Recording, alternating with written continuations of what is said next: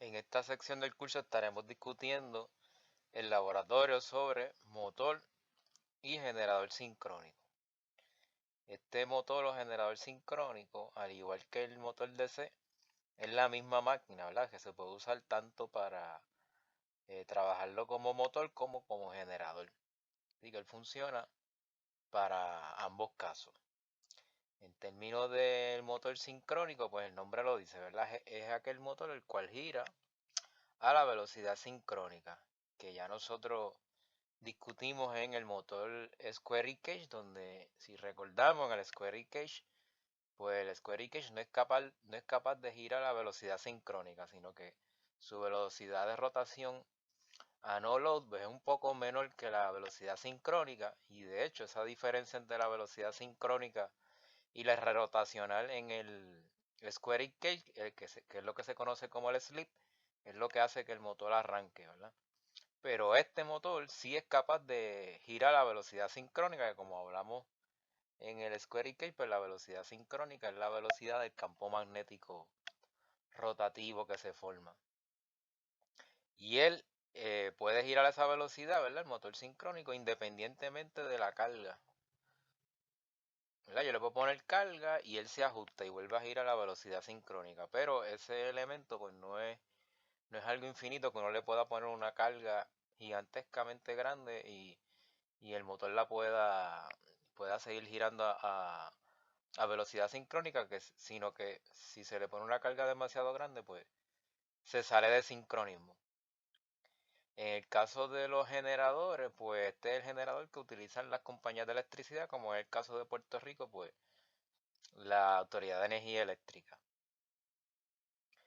Entrando entonces de cómo es el funcionamiento del motor sincrónico, pues básicamente tenemos aquí el embobinado del estator y el embobinado del rotor, ¿verdad? Representado por estos dos diagramas. En el embobinado del estator se le va a aplicar voltaje AC en los terminales. Y ese voltaje AC va a crear, ¿verdad? Un campo magnético rotativo en el estator. Mientras tanto, en el embobinado del rotor se le aplica voltaje DC. O sea que yo le voy a aplicar voltaje AC en el estator y voltaje DC en el rotor. Y ese voltaje DC en el rotor va a crear un campo magnético fijo. Así que la interacción entre ese campo magnético fijo y este campo magnético rotativo en el estator es lo que hace que el motor gire a velocidad sincrónica. La interacción de esos campos es lo que hace que el motor pueda girar a velocidad sincrónica.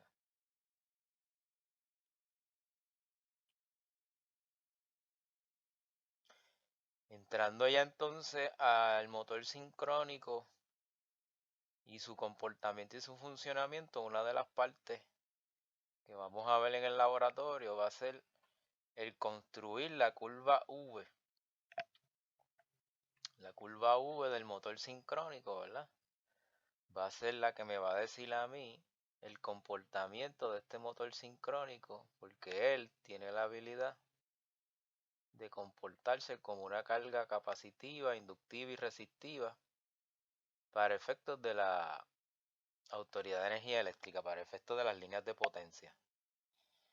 En términos de la construcción, pues aquí se puede observar el estator, ¿verdad?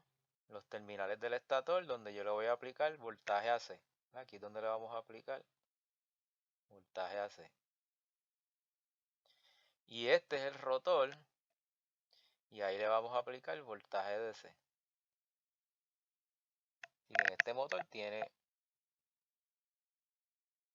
el estator, que es trifásico, el rotor, pues es solamente una fase. Y ahí entonces logramos, ¿verdad? Voltaje AC en el estator, que se cree el campo magnético rotativo, voltaje DC en el rotor, para que se cree el campo magnético fijo, y entonces esa interacción entre los campos pues genere la velocidad sincrónica del motor. Él tiene también, esto es un reóstato para controlar la corriente que fluye DC por el rotor, o la excitación como le llaman la corriente de excitación. Y También posee este motor un switch para conectar y desconectar el rotor del circuito completo del motor, ¿ya? Así que eso es para hacer varias pruebas de las que vamos a hacer en el laboratorio de motor sincrónico. Y entonces estas conexiones de los metros, más menos, menos más, y de esta forma con polaridades, pues hay que seguirlas para lograr el comportamiento y utilizar dentro de nuestros metros, ¿verdad? En el área de metering, los batímetros, ¿verdad? Los metros de potencia, el P1 y el P2, que ya aparecen allí en pantalla, ¿verdad? Tienes P1, P2 y P3. Pues si yo los conecto, estos voltímetros, de esa manera, con esas polaridades, yo puedo decir que la potencia total es simplemente la suma de P1 y P2, ¿verdad? Eso es un método que se llama el método de los dos batímetros. Pero claro, uno puede programarlo dentro del programado del árbol para que dentro de los metros disponibles que tiene en Option Meterings, ¿verdad? Uno programe un metro que mida trifásico, que lo que hace es que suma la P1, la P2 y la P3, ¿verdad? Así que hay dos formas de medir la potencia. Entonces, yendo a la curva V, ¿verdad?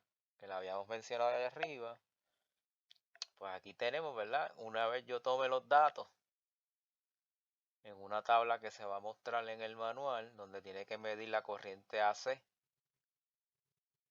y tiene que medir la corriente DC. Entonces con esos datos yo puedo graficar, ¿verdad? La curva V.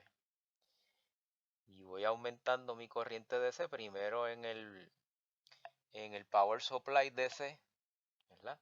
Del laboratorio, que lo tenemos en el simulador, hasta 120 voltios, y voy aumentando esa corriente poco a poco hasta que ya no me dé más nada el power supply, y cuando no me dé más nada el power supply, para seguir aumentando esta corriente hasta la deseada, que creo que es 0.9 amperes, pues entonces tiene que seguir aumentando el reóstato del motor sincrónico. Y así uno va desde que esa corriente DC es cero. Ahí en ese instante de tiempo ya el motor se está comportando como una carga inductiva porque consume Q. Si yo mido la potencia reactiva, que la vamos a medir, pues va a ser una potencia reactiva positiva. Luego sigo aumentando esa corriente hasta que llega un punto, ¿verdad? Donde la potencia en los dos batímetros son iguales, el P1 y el P2 que hablamos anteriormente. Si son iguales, estoy en este punto puramente resistivo donde el Q es cero. Y si sigo aumentando todavía más esa corriente DC, entro en la porción de la curva donde el motor se comportaría como una carga capacitiva, donde entregaría Q.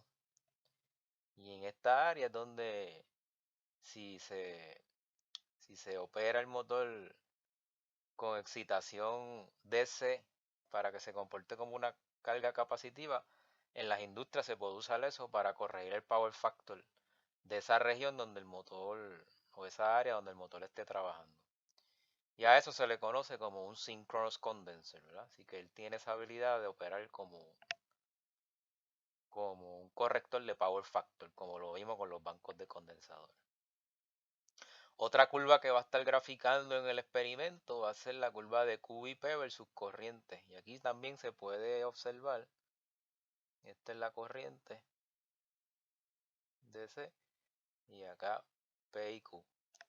La más importante es la Q, que es esta curva que va bajando aquí cruzando el eje, porque esa me muestra, ¿verdad?, el mismo comportamiento que hablamos en la curva V, donde cuando yo empiezo en cero corriente DC, pues estoy en esta área, ¿verdad? En la área de Q positivo, en la área de carga inductiva. Pero a medida que voy aumentando, y aquí en este ejemplo llega a punto 6, ¿verdad? Punto 6, ahí el Q es 0, por lo tanto en ese punto donde está cruzando el eje de X, se comporta como una carga resistiva. Y a medida que yo sigo aumentando de ahí para adelante la corriente DC, se comporta como una carga capacitiva, porque aquí el Q se fue, ¿verdad?, a negativo. Y que es otra forma de observar ese comportamiento del motor como carga inductiva, resistiva y capacitiva, con la curva de P y Q versus corriente DC.